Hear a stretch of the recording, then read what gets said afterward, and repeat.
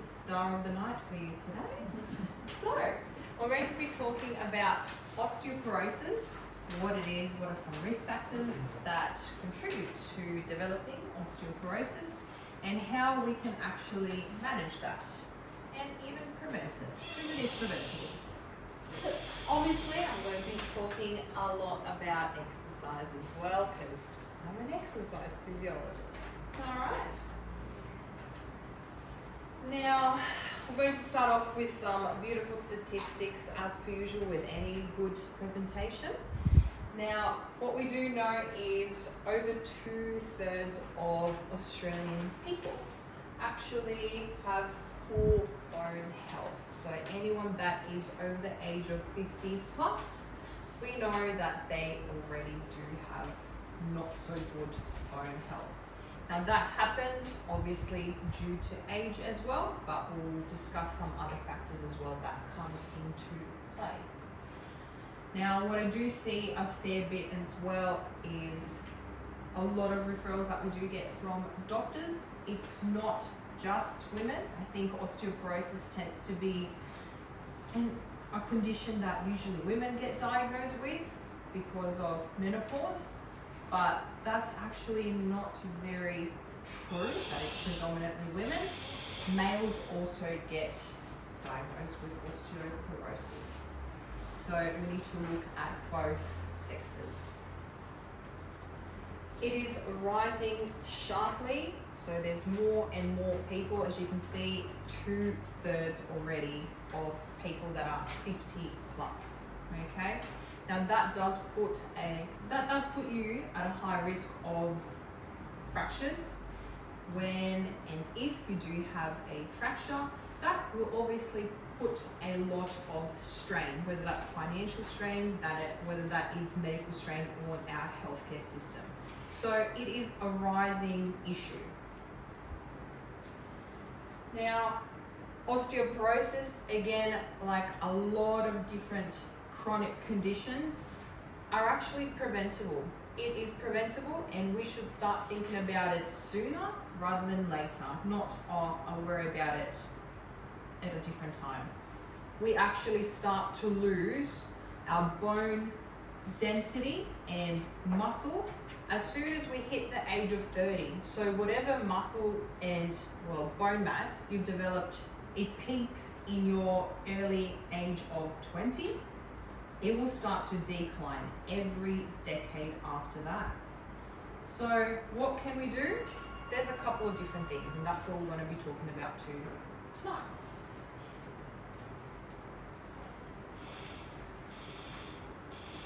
Now, what are some risk factors? Does anyone know what a risk factor is to start off with?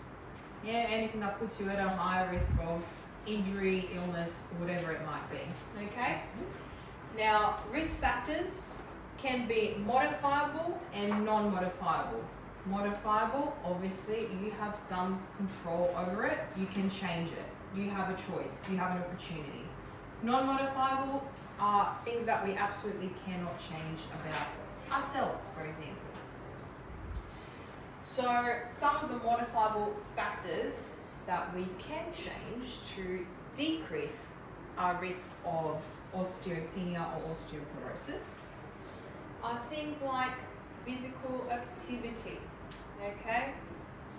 The more, yes? Sorry, what's the difference between osteopenia and osteoporosis? Osteopenia will be starting before you get to the osteoporosis. So okay. it's just Thank you. low, yeah. So before you get to the more serious one. Alright, so lifestyle factors. Now this is for both sexes. That was physical activity. Now think about a person that you might have had in your life or have in your life. As they got to a higher age, what did they look like if they haven't done maybe much of physical activity in their earlier days of life? Or maybe they're not doing much at the moment. What did their life look like? Probably quite sedentary. What does that mean? They probably also need a fair bit of assistance, whether that's with their activities of daily life, like feeding themselves, going to the toilet by themselves, dressing themselves. So it can get that serious, and it does get that serious. That is simply physical activity is one of the factors. Poor diet, of course, just like any other illness, but when it comes to osteoporosis in particular, we have to have a look at our calcium and vitamin D intake. Now, substance use, both smoking and alcohol, just puts you at a high risk again, as it does for a lot of different illnesses. Low body weight.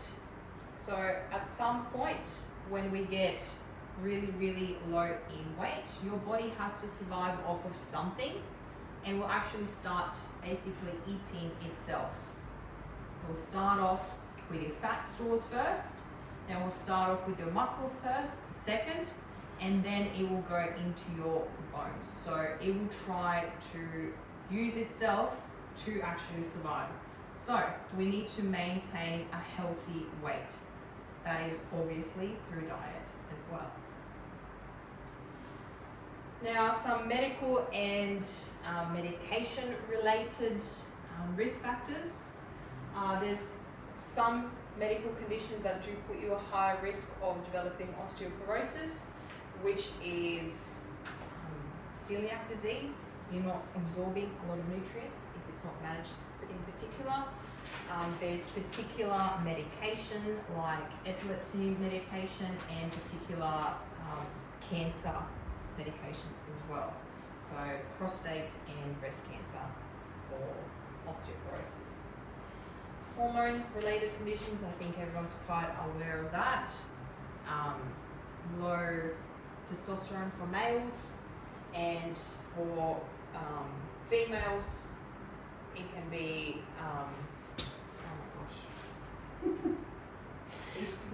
estrogen. Thank you very much. Blanking completely. And another thing is our chronic inflammation, and now that can be managed again through lifestyle choices. So think about any chronic condition like, for example, high blood pressure, high, what are they called, triglycerides? Cholesterol, thank you very much. Thank you.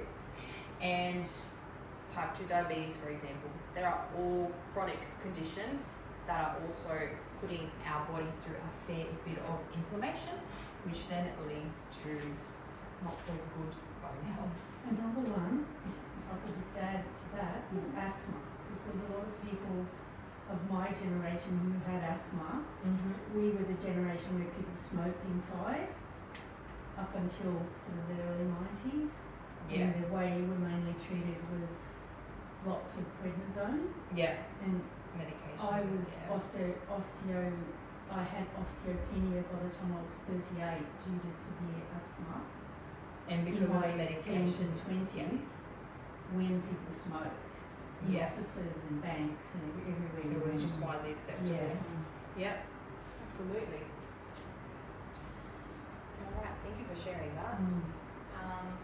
Final one is our non-modifiable risk factors, so things that we absolutely cannot change about ourselves. What are those? Age. Yep. Can't change it. You can't change your age? No? Impossible. Exactly. What are some other impossible things that we can't really change about ourselves? I suppose the way you live, really. That is a lifestyle factor that can be changed. Hereditary. Yeah. So family history, genetics. Yeah. What else? Genes. You can read it off. Genes. No, I can't read. Yeah, family Can't history. read it. You can't read it I off. can't read it. Sorry.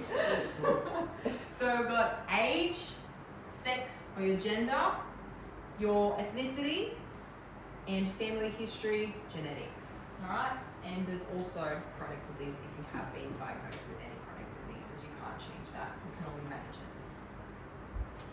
Any questions on risk factors? What puts us at a higher risk of developing osteoporosis so far? No? But as we can see, there's actually a fair bit of things that we do have in our control. Alright? There is things that we can change and that we can manage it and prevent it as well. Okay, so osteoporosis. This is going a little bit more into the science of what is happening to our bones on a day-to-day basis. So we basically go through a process that is called bone remodeling. There's 3 different types of cells inside of our body that are responsible for orchestrating that whole process. So your bones are constantly breaking themselves down and then building themselves back up. Now, with osteoporosis, can you guess what they're more of is? Breaking down, and we don't really get to replenish it, okay? Hence why we get to that poorer structure that puts you at a high risk of fractures. So basically, your bones are, let's just use the analogy of chalk, okay? It starts to turn into chalk, it's very easy to fracture. So, we're going into the nitty-gritties of the science behind it.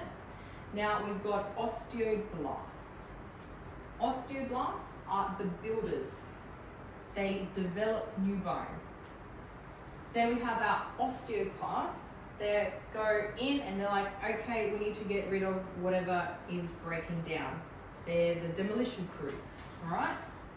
And then we've got our osteocytes, which are basically supervising that whole process. It tells the osteoblasts or osteoclasts what to do and how much to do. Okay? Any questions there? No? Very fancy words. Okay, this is a lot of info in there. So I did a little summary here to make it a little bit easier to imagine what this is about in your body. So imagine your bones as a house. Your bones are the house. It's already a structure. Then we have osteoblasts, which are the builders. We have our osteoclasts, that are the demolition crew, and osteocytes are the supervisors that are just managing that. When to reinforce the walls or repair anything. However, when there is some sort of communication breakdown, what happens to the house if no one's, like, if the supervisor isn't telling the builders or the demolition crew what to do? Correct. So that's us putting the fancy scientific words into what's actually happening into your body in a way that you can understand. So in a healthy bone, that whole process is constantly happening inside of our body. You're breaking down the bone and then you're building up the new bone. And it stays constant, okay? However, in osteoporosis, we've already kind of figured this out. There is more of the breakdown than there is of the build, which then makes it very spongy-like, chalk-like. Alright? So as a result, there will be a lot of weaker bones in our body and more prone to fractures. Can I ask a quick question? Go for it. So, with that rebuilding process, getting rid of the rubbish and have the control mechanisms that are going on there, what encourages the supervisor, if you like, to send the right signals over to the rebuild? Are you saying, what you're indicating, I'm assuming, is that it's about all those factors of what to eat, exercise, and all those sort of processes? They actually activate the supervisor again? Is that what you're suggesting? Yeah, you're spot on. So our body's constantly getting feedback from whatever we are doing. So if you are on bed rest, you're not getting any stimulation to your bone, your muscle, your cardiac system, absolutely nothing. So your body goes, okay, well then I don't need to do much. what am I responding to? Nothing. There's no stimulus. So what is the stimulus? Well, one of the things is exercise and movement. As contradictory as it might sound, because our bones are more fragile, but we should be doing really, this is me kind of skipping ahead, we should be lifting quite heavy weights. Not 1 kilos, pump it out for 30 repetitions, you're not even huffed and puffed. It should actually feel like struggle if you want to maintain or improve your muscle and bone mass and density. It's not just going in for a happy jolly time. It should feel like extra hard work. Can I interrupt for a second? Of course you can. This is Ray. He's popped in to say Hello. everybody. Hi, Ray. Ray. Sorry. Ray's the pharmacist from Hi. Bersolio Pharmacy next door. He's Hi, just Ray. popped Hi, in hi. amongst doing his scripts to answer any questions you guys have so far. Adriana's just created osteoporosis, how it comes about, and some of the factors, and yeah. So Yeah. the other thing I just wanted to say is Ray has kindly donated some Caltrate bottles, so we have to talk about whether that's going to be suitable for people. There's only 4, so we can talk about who that might be good and bad for in terms of taking supplements. Okay. So obviously we're having this talk about osteoporosis, which is about bone health. It's an important topic for everyone, for young, middle, and above. So obviously our bones are constantly forming and breaking. Yeah. So there's that process, and osteoporosis is where there's an imbalance. Yeah.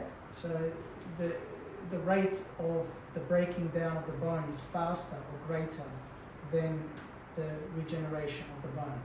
So obviously it's a discussion, that from 45 onwards, men and women, unfortunately women are more prone to osteoporosis than men, just based on that's just the anatomy and genetics. So there are particular risk factors. Certain medication can enhance or predispose people to getting osteoporosis at a younger age. However, it's sometimes inevitable as well. So we do the best we can with diet, exercise, like weight bearing exercises, which I'm sure there'll be lots of discussion about, and also medication. That's a discussion you have with a doctor / pharmacist. Calcium is obviously mineral that is required. It's a building blocks, of bone. And the best sources of calcium are best taken from diet, from food, dietary dairy products, cheese, yogurt, milk. It's a no-brainer for calcium. But there's also lots of other food that have calcium. Yeah, a lot of the shell food, like if you're into fish, prawns, mussels, shrimps, things like that have, and salmon, a high sense of calcium as well, because they absorb that from the water. So also nuts have a good sense of calcium as well. Walnuts, almonds, even cashew nuts. So we can grab calcium. The recommended dietary intake is higher for women than men for calcium. So that means women need to take more calcium than men. And that just exponentially increases as we get older. Our requirements for calcium increases. So we need to be mindful of that and factor that in with our diet. If you can't get calcium in your diet, then that's when supplementation sometimes is required through products like Caltrate. I don't have shares in Caltrate, so I don't care which brand you buy, but there is obviously lots of brands for calcium. Calcium also comes in different salts, citrates, oxide. So you just need to double check which salt of calcium you want to get. Calcium carbonate as well as another one. So different brands will have different derivatives of the salt of the calcium. So you need more elemental calcium I'm talking about. Ray, I was told a long time ago, and I'd like to know if it's fact or fallacy, that when you take calcium, you should take it with magnesium. Is that true? Mostly, no, that's a fallacy, I would say. Calcium does not get absorbed well in the body. So, because you need to understand how calcium gets into your bones, okay? So, calcium requires vitamin D. Vitamin D, which we naturally get from the sun. Okay, and that's why our requirements for vitamin D increases in winter, because there's obviously no sun, and we're all hibernating inside, indoors, because it's cold. You need to be on often vitamin D supplementation. So that can be, normally the recommended international units is 1,000 IU, and that's Ostilin or Ostivit, yeah? I don't. Yeah. So really, it comes down to calcium is best taken with vitamin D. So magnesium is used for mostly, it is important for muscle function, but we know muscle wraps around the bone. So, and if you lack magnesium, you tend to sometimes feel maybe weakness or cramps, and that's when, you know, there's products like Crampies, muscle, you know, magnesium supplements. Blackmore's Magmin, you know, is a very popular one as well. But it really comes down to muscle and bone. But it's the bone function that is very important. And then obviously there's a discussion with the doctor. There is medications, injection forms and things, or tablets that you can take to strengthen that bone and prevent osteoporosis. So remember, there is no cure for osteoporosis. There is only like a prevention / management plan. You cannot cure what, yeah. So although they're probably working on a cure behind the scenes, but hasn't turned into reality yet. But, yes, Peter? So, like, I guess there's a few of us in the room who are probably excited about the idea that we can have more cheese and wine days. Would that help keep it at bay? Yeah, remember everything's in moderation, so you need to be consistent as well with your diet. So, because remember, it's a recommended dietary intake on a daily basis. So, are you getting enough calcium? And in your brochures, there's a really good QR code. I recommend everyone to use it. Healthy Bone Australia. That has a lot of fact sheets about pretty much everything you need to know about bone health. Where to source, what foods to eat, what foods have high calcium. You find also foods that are green, vegetables that are green always have high calcium. So broccoli, bok choy, cucumber, anything green, there must be something in the green color that maybe has high calcium. But yeah, that's what I discovered myself actually recently. Yeah, any questions for me? Anything for pharmacy related? Is there any Yeah. time that you shouldn't take calcium? Yeah, look, there are some medications that interact. Double check it always with the doctor and the pharmacist, which medication. Sometimes it's not that you shouldn't take it, sometimes you just have to separate them. So you don't take calcium supplements with... I'm referring to the fact that it can affect the bones more than it can help them. No, I don't No? think, yeah. The body will take what it needs, especially when it comes to calcium. Because remember, calcium is already poorly absorbed. So we try to supplement what we're already supplementing. So we're not getting enough calcium, so we try to supplement, and then we try to take vitamin D to help the calcium get into your bones. Yeah. So it's like, you know, but everything in moderation. So sun is good for vitamin D. Yet we know too much sun can cause skin cancer. So do we avoid the sun? No, we can't, because we need it for our bones. It will go brittle and we'll have fractures. So we it's a balancing act, yeah. So, you know, we go out in the sun, but we still have sunscreen on, we cover up as much as possible so we don't get, you know, the negative elements or the manifestation of the sun. But let's take the positive things, which is vitamin D. And you're getting really good doses of vitamin D with the sun.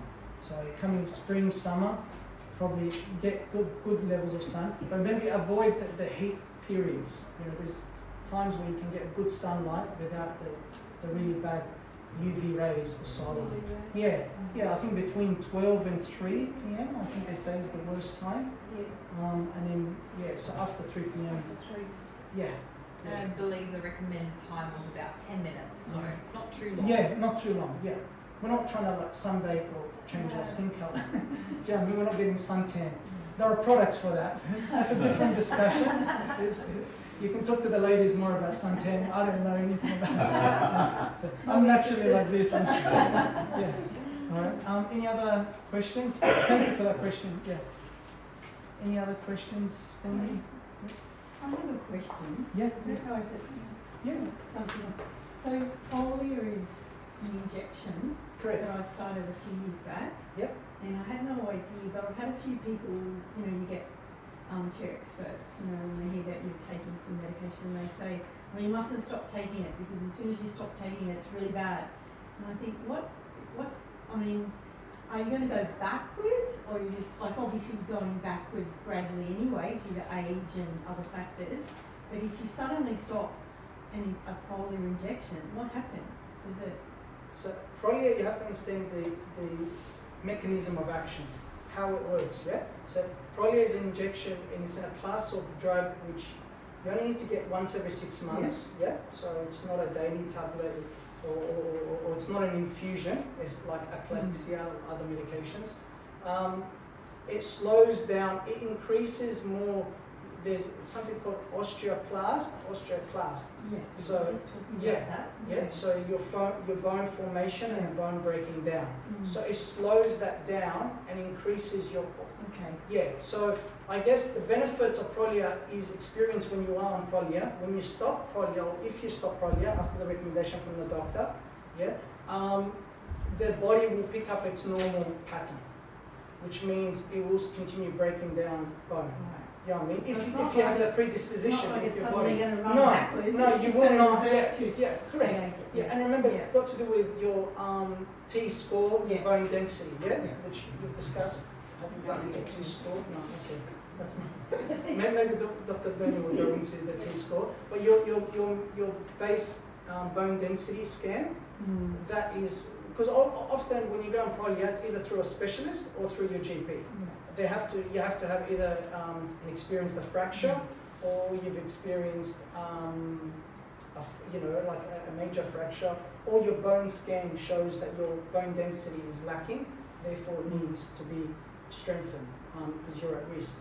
And look, hip fractures are quite serious. There are fatalities from here. So we're not talking about green stick fractures here. We're not talking about breaking a small bone in the fingers. Serious fractures can cause serious complications, infections and problems. Yeah. So obviously it is to be avoided at all costs. Yeah, but Okay. Prolia is one main medicine, but there are actually other medications as well.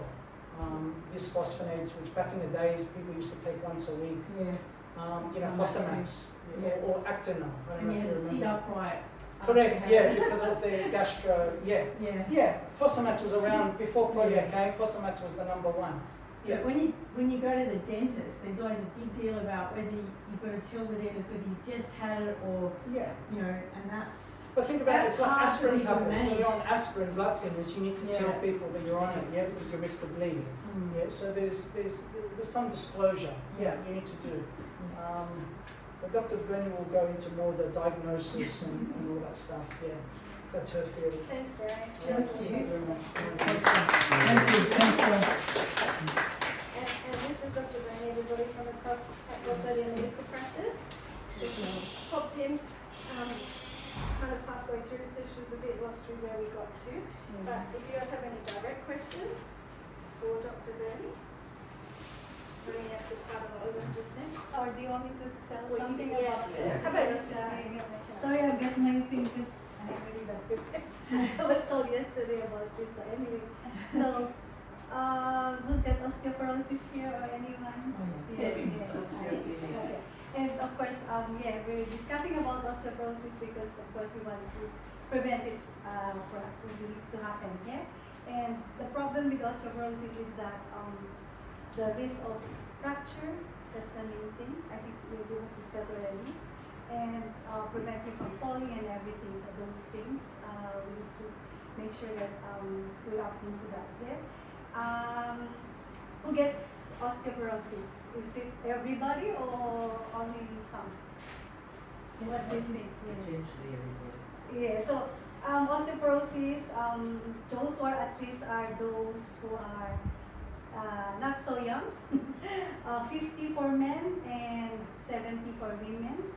So when you reach that age, it is really recommended that you see your GPs or your doctors to discuss about this because it's good to check it through an X-ray. Yeah, we call it a DEXA scan, and then we check whether you are prone, and then maybe you can take some medication or the non-medication things, which are the seeing the physio for exercises, eating the right food, taking the calcium and vitamin D and all those stuff. Yeah, so those things. And do you know who are at risk of getting osteoporosis? Who are at risk, like who are prone to getting osteoporosis? Are you aware? Elderly, yes. Fair-haired, fair-skinned, and lightweight. What else? Who else? Aside from the age that I mentioned, yeah, family history, very good. And also those who are smoking. Yeah, those who are also drinking alcohol. Those who are not really exercising. That's why our physio here, they're really helpful to help our bones to be strong and healthy. Yeah. What else? I have it here. So the family history. You being Caucasian or Asian, they're also at higher risk of getting osteoporosis.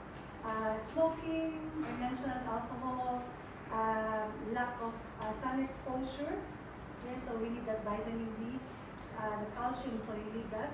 It was mentioned. So calcium, you can get it through food and vitamins. Yeah. What else? Some medical conditions. For example, celiac. Have you heard of that? Those who are who cannot eat like gluten. Yeah. What else? Those who are diabetic, overactive thyroid. So anyway, I've printed some, so you can actually have a copy and you can have a read. All right. So what are the things that we can do to prevent osteoporosis? So with age, there's nothing much we can do. Yeah. We all get there. But the good thing is, if you're smoking, if you're drinking alcohol, if you're not really exercising, then maybe we can think about, maybe cutting down or quit smoking and alcohol, and then maybe encourage yourself to walk a bit because it's really important. Yeah. What else? Eating healthy, calcium, those things we really need. Yeah. And then Ray mentioned about DEXA scan. Yeah, so if you think you're at risk, maybe visit your GP and then the DEXA scan will be requested. So DEXA scan, we do it through an X-ray, so an imaging. They usually check the hip, the wrists, or the thigh bone. So it depends on the Something that ERA is looking at planning is getting Yes. the blind bus to come here. Yeah, so there might be Yeah, we're bone trying. bus. Yeah, that that's might what be we do, organized. right? Yeah. So hopefully we'll see you there. Yeah. Usually we do a DEXA scan. DEXA scan, that's the name of the imaging that we request. We do it for like a baseline check. So there's a T-score that Ray has mentioned. So it's just numbers. So we have normal bone, and then we have the osteopenia, which is in the middle, and then we have the osteoporosis. So it will be explained further to you by the GP what sort of number. Yeah, but because if you are osteopenic, maybe you can just try some sort of supplements like the calcium, vitamin D, and then exercises, all these things. Or if there is osteoporosis, then you can take the medications. So those things. Any question? I've got a question. Is there any anything that, any symptoms where you think, if you don't know, you have any symptoms where Yeah, the thing is with where you osteo, should yeah, think of having it's a good question, yeah, but the thing is sometimes we don't know. When we diagnose the osteoporosis, it's when you had a mild trauma and then you have some fracture, and then that's also the thing that we say maybe you do have osteoporosis. Yeah, so even just like a little bit, a mild trip, and then you have a fracture, most likely you have an osteoporosis. So that's when we check if you do. But if you're more than 50 for men and more than 70 for female, yes, we can do a scan. And if you have osteoarthritis, is That's that different. It's different. Yeah. It's definitely different. And they don't hurt, the DEXA scans, you just lie there and. Yeah. Anyway, Quite I have relaxing. something here. I think Renee has commented Yes, also yes, just in well, case yeah. you can pass it. Thank you. You can pass it on. You can read about what I've mentioned. Thank you. No worries.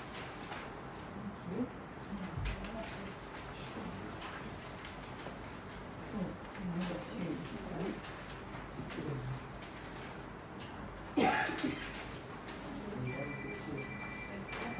Give one, two more things. Okay, so it says there, so with the thing, osteoporosis, who gets it, why do you get it, what is the risks, and how do you know if you have it, that's your question. So if you read that at the bottom, it is often first noticed when a bone breaks, yeah? But most of the time, you're not aware of it. Do the drugs all act the same way? In the end, the main indication for that is to prevent further osteoporosis. Yeah. For the medication, but it will be discussed further. Depends, different medications. But eventually it will prevent from getting worsened. Yeah, so what I've seen through scans is the two ends of the spectrum. What happens sort of between normal and osteoporosis point? Is it just those, I'll call them wiggly bits, start to break down, those branches start to break down? What will it look like? Yeah, so these two are the normal and the osteoporosis, but we do have the middle one, which is the osteopenia. Yeah. So when we do the X-ray, that we can determine whether you are in the normal range, or osteoporotic range, or the osteopenia range. Yeah. So it's really important that we do the X-ray because that will tell us what to do with the management. Yeah.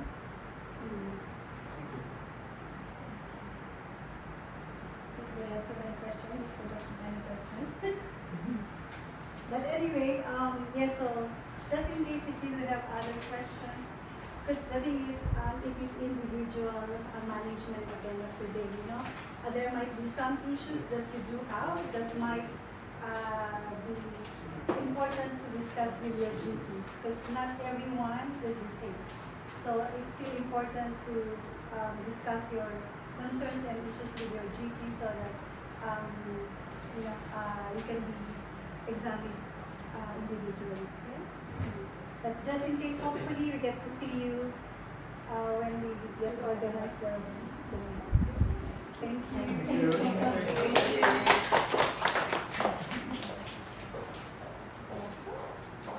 we've had some good discussions about what medications we can take and what kind of processes we can go with the GP to get to diagnosis as well. So we've kind of seen now the difference between the two, between a normal healthy bone and the osteoporotic bone. So obviously this is very dramatized, okay? Your bones don't actually look like that. Maybe they do, but that will put you at a very, very high risk of fractures. Now, we kind of covered this already, but what happens is the remodeling, so the process of building up the bones and maintaining that function, comes just down to your hormones, the sex hormones, estrogen and testosterone, which then decrease as we do age. So that's something that we just can't change. Our osteoblast function, again, age and inflammation. Then we have factors like our calcium, vitamin D, and the mechanical loading. So that's the stimuli from exercise that we get to build the bone, basically. So every time we go through the process of bone remodeling, as we kind of figured it out, there's just not much building happening and there's less bone. Okay? That's kind of the simplest term that I can describe it in. Yes? The bone health is important for blood, right? So there's parts of the bone. Blood cells get created, yes, in the bone. Yes. Yeah. So as osteoporosis kicks in, how does that change the blood? I have no clue, if I'm being completely honest. I'd have to do more research on that. Okay, I was just wondering. No because idea. It's such a great factory Yeah. for that. But yeah, But I guess just like anything, if something goes wrong somewhere, something else will have to compensate and something else will most likely go wrong. That's my educated guess that I can take because I have no knowledge about that topic. So that was an interesting question. Now, this is kind of what we've covered with Dr. Burney. So it is a silent disease. You just don't know that you have it because nothing hurts, nothing gives you any sort of symptoms until a fracture does occur and then you get in for scans. So it goes very undiagnosed and undertreated just because people are not aware of it. I think we also kind of went through this. We said that typically osteoporosis is kind of known as females. Yes, females get more affected. However, the research shows that up to 1 in 4 men over 50 will experience osteoporosis as well. We've already touched on hip fractures. Now, if you do have a hip fracture, you will have a mortality risk increase after a hip fracture. When you go to the hospital, what happens? You're probably not going to be able to move much. You're at a high risk of being exposed to different illnesses, bacteria, viruses. Your health just tends to go down when we get hospitalized. So, we try and avoid it. Again, same thing that does happen with women. It comes back down to the male physiology of decreasing testosterone in the body as we age. Again, same thing as anything else, lifestyle factors, physical inactivity, occupational inactivity, so having quite sedentary jobs, that all just compounds the effect and the risk of you developing osteoporosis if you are a male, but also same thing as a female as well. So males got a separate slide because again, we kind of do know osteoporosis as females get affected more, but men often get left behind and not recognized. So think about any males that you do have in your life, just have a chat to them and encourage them to actually have a check, especially if they are over the age of 50. It will save you a lot of discomfort and issues, most likely down the line.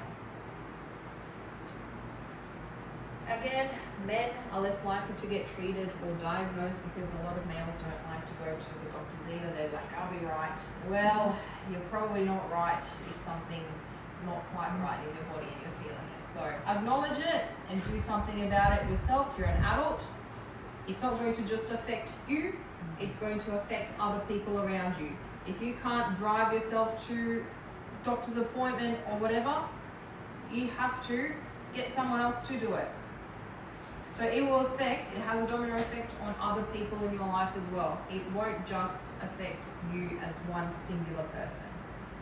That goes again, both for females and males.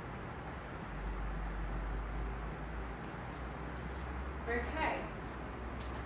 Now we're coming down to medication and lifestyle. So obviously there is medications that we can take to help manage osteoporosis, osteopenia, and prevent it from getting worse. However, our lifestyle has a massive factor in how our illness will progress. It's not just about taking a pill, a medication. A medication will not help to get it better.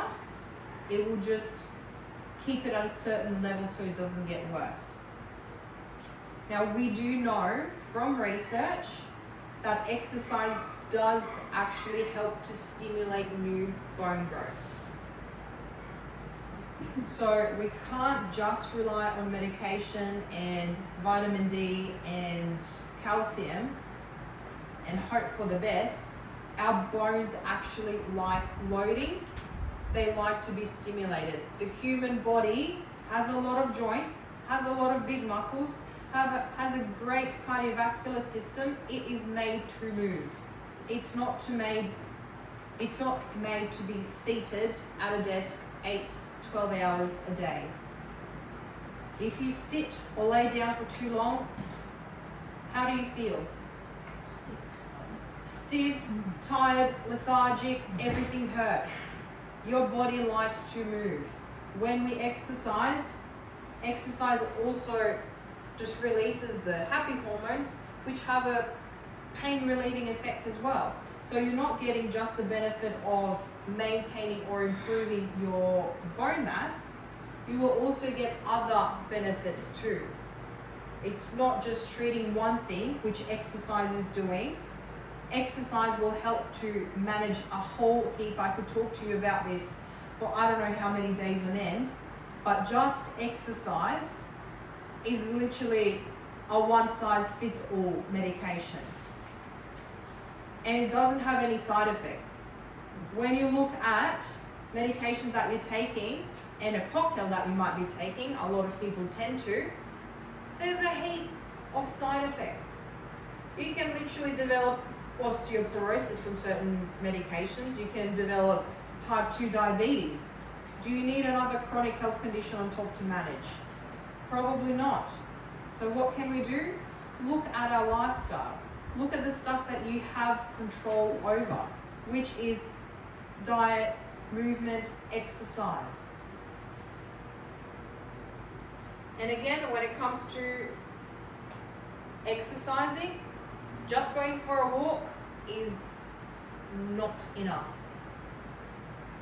That is simply just not enough of a stimulus to our bones to get the desired effect if we are trying to maintain or improve our bone health.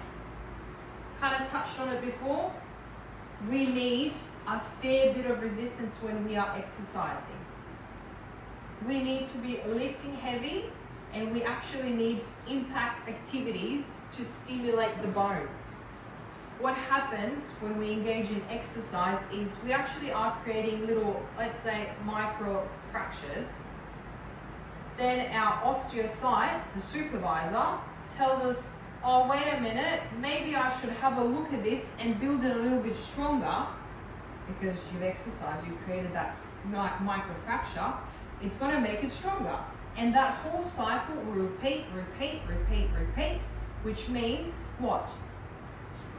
Stronger bones. They're not deteriorating. Okay? It's very simple. Very simple. So what do we actually recommend for osteoporosis? It is a resistance or strength training. So whether that is something like lifting weights, whether that is you at home lifting a bag of rice, whatever it is, it doesn't matter. We need external resistance to stimulate our bone growth. How much do we need? At least 2 days a week is recommended. And I touched on it a little bit. It should be very, very heavy. Now there's specific, what is this called? When it's percentages, sorry. There's specific percentages of exertion that you should be experiencing when you're exercising. And that comes down to seeing an allied health professional, like an exercise physiologist, because we live and breathe exercise.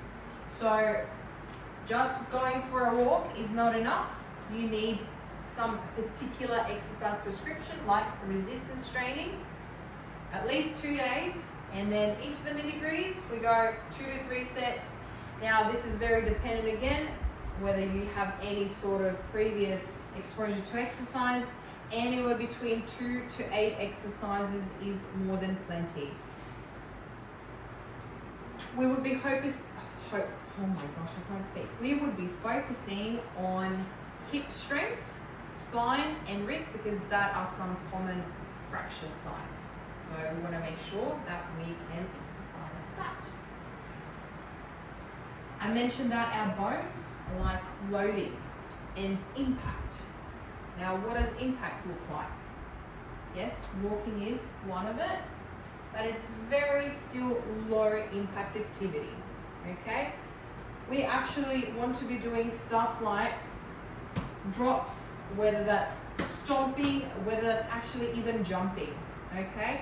Again, it sounds quite scary, jumping, but it is possible, and we can get you there with a gradual exercise prescription to get you there. If you haven't done any kind of exposure to that kind of exercise, we're not going to get you to do jump squats straight away. Building up to it, just like anything, gradually expose and gradually progress. We'll also need to work on balance as well. As we do know, as we age, our balance tends to get a little bit off, puts you at a higher risk of losing your balance, which means fractures. So we need healthy bones, healthy muscles to avoid that. So we also include some balance training, and as any good program, it should always have some kind of progression. Our body is really, really good at getting used to a different stimulus, okay? If you continue doing the same thing over and over again, when you first started it, it was probably really hard, right? But the more you do it, it just becomes a bit of a breeze, right? That means your body has adapted, and it's not going to get any extra benefit out of it. Like, the benefit is stopping, you're just maintaining it at this point now. So we need to progress it, whether that is more loading, whether that is more impact, whatever it is. That's what we're here for, exercise physiologists, to help you with. Now, when it does come to osteoporosis, obviously you can't just go and do any kind of exercise. If we have identified that you have osteoporosis through the spine, well then obviously we would discourage you not to do too many exercises that involve lifting and bending through the spine, okay? It's already fairly at a high risk of a fracture. Why are we putting more load on it to make it work harder and then potentially lead you to an injury? So there is some considerations that we need to take into account before we engage in an exercise program. Again, that's what an exercise physiologist or a physio will do for you. Now, we would be doing a fair bit of impact activities and balance activities, which can be obviously a high risk of falling, but again, we're not going to get you doing pirouettes if you've never done it, okay? We start off slow and gradual. Same thing with loading. If your technique and your loading is not too good, it will, just like anything else, even if you are not living with osteoporosis or osteopenia, it can lead to an injury, okay? So I guess it's just a little bit of common sense when it does come to exercise prescription, but common sense doesn't really, it's not as common when it comes to exercise prescription for some people, especially when it does come to specific chronic illnesses. So what would we need to focus on is maintaining a good posture, neutral spine. You can still engage in lifting activities, because when you think about it, in your day-to-day life, what are you doing when you're picking your shoes up from the floor? You're bending, okay? You're lifting something. We're not going to say you can't ever bend in your life again, because that's going to put you at a high risk of fracturing your spine. That's just not possible, is it? It's not realistic. We need to get you to a point where you can do this safely, where you have the muscle strength and a good technique to execute that. Because you're doing a lot of movement at home, you just don't realize the different patterns that you do.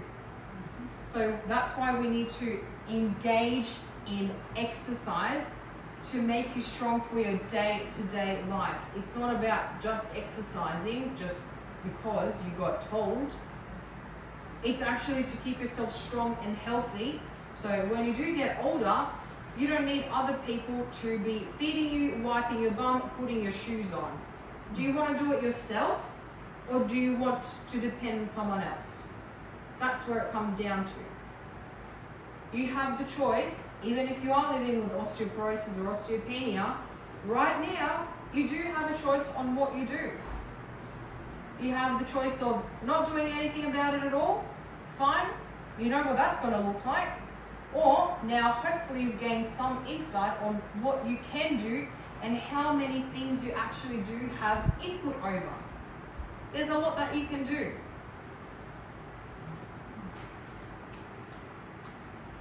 Alright, so key takeaways, we're nearly there, I promise.